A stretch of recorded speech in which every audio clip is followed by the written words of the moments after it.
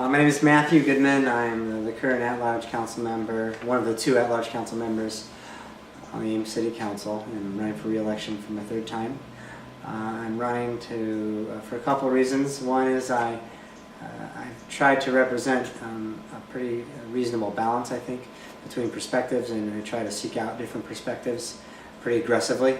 It's a big part of how I come to make decisions. So I think that's a valuable asset that I want, a presence that I think I'd like to see continue on the council. The other things are just some finalizing important issues in my opinion. The three big issues that I want to finish up are any kind of campus town redevelopment. I'd like to be involved in that process. I'd like to finish the branding effort, as that was something I've really been pushing for years. And we've hit a couple of bumps, but I'm hoping we can move past them very quickly. And also the industrial park, possible industrial park investment to the east or to the northeast, depending.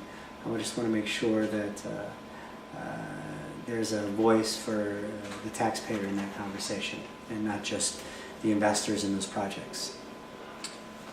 Ames has a 1% local option sales tax. Per state law, 60% must go for property tax relief, and then 40% to community betterment projects. There's been some debate about whether some of the 40% should be used to fund supplies and programs, usually assumed to be a regular function of the applicable city department, or the entire 40% should be used only for new programs or projects. How do you think Ames should use its local option sales tax community betterment funds? In the bond referendum, where that local option piece was passed, the wording were community betterment such as arts and human services. That was what the wording was, community betterment such as arts and human services.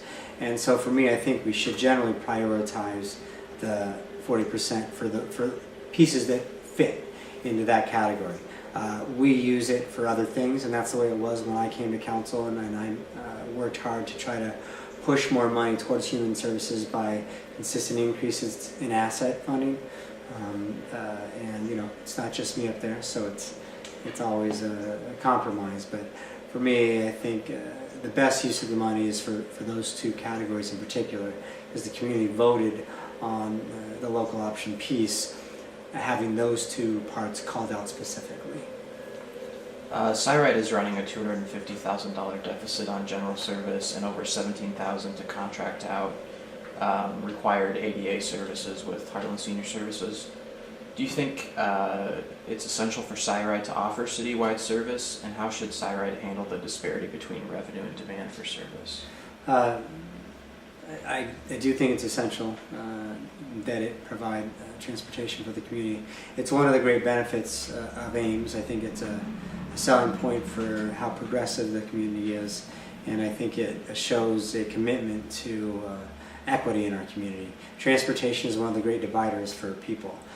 Those without the ability to provide their own transportation find challenges. They find challenges in getting educated if they're students, participating in sports if they're young students, participating in extracurricular activities of any kind. Adults find challenges in keeping a job, getting to a job on time, and public transportation is a core piece of any sort of social equity model. You know, the world is not socially equitable, and it's not economically equitable. And I think anything we can do to try to increase the equity for all people is an improvement on the current world we're given. Public transportation is a big piece of that. In terms of how we should address the issues, I think, quite frankly, we need to make a larger commitment to public transportation. I think it's important and it needs to be maintained. And if we're finding that the funding isn't coming from sources as it has in the past, we need to not put that onus on the least fortunate members of our community, at least those who are most financially challenged. They might be the most fortunate in other ways, but those who are most financially challenged, I don't want the onus to just be borne by them. I would like it to be shouldered by the rest of us in some way as well. Not to mention the sustainability pieces and benefits to public transportation. I drive a scooter. I saved a lot of money from a car. I take the bus sometimes, and I can invest that money into jobs and businesses instead of into gasoline, which I don't think anyone's producing gasoline in the city of Ames as far as I know. There's been discussion in the last few years around elected officials representing all of their constituents and representing the people's will. What's your interpretation of these concepts and your philosophy about representing the citizens of Ames? That's a good question. I believe that in our best effort at some sort of representative democracy, and it's not exactly that, but it's pretty close. The idea is that issues are complex, and the nuances of issues are great, and it takes a lot of time to become familiar with those issues. And it is the case that even the 6 council members and staff, and maybe those directly affected by the issues, are probably the most familiar with the issues. And I think a representative democracy trusts its representatives to make choices that they believe are good. I think we can still have exciting conversations on what is good. But generally, I think the beauty of this system is that not everyone has to spend 7 hours at council or 5 hours at council, and that hopefully they'll trust us to make good choices. But I think a lot of times the public's information is more limited. They have less time to spend. It doesn't mean they aren't capable of understanding it. It means they're probably busy with lives, as we all are. And I think that as the council has the responsibility of should be the most educated citizens on these issues, because that's what they've been charged with doing.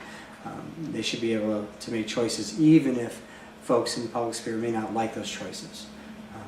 There's a certain element of trust that I think should be extended to the representatives.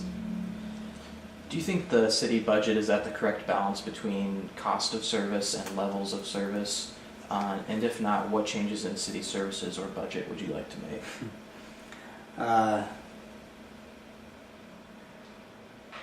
I'd say overall, yes, but that's probably me having been on council for 8 years saying I think we're doing a pretty good job. I think levels of service and cost of service seem appropriate. When you look at the resident satisfaction survey, I think that speaks to that as well, and I think residents feel in general the same way. The pieces in the recent residential satisfaction survey that will get discussed tonight at the council meeting. The one area where people like to see more money spent more than any other area, meaning there is no other category of service where citizens who were polled through the statistically valid survey supported an increase more than was Cyride in public transportation. I agree with that, and that's exciting. But overall, I think we do a good job of that balance, but that has a lot to do with that's what we've been doing. And if I had to start from scratch, who knows? We might come up with some different ratios, but it creates a great community, in my opinion. Do you think it's important for Ames to have a comprehensive land use policy plan? Well, it's state law, so in that sense, yes, it is important. But are there other benefits beyond the state requiring it? I think so. I think theoretically the biggest reason to have a land use policy plan is that everyone can plan. That you can plan for your life. I can plan for a business I might open, to understand where there's going to be commercial areas that may compete with that business. I can plan other capital investments in terms of land and in terms of development. If I want to possibly get into development and I want to buy up some agricultural land, that land use policy plan gives me an idea of where the city intends to grow. And I know whether that choice is a good choice or a poor choice. And it's that predictability which I think the land use policy plan is supposed to create that's good for everyone.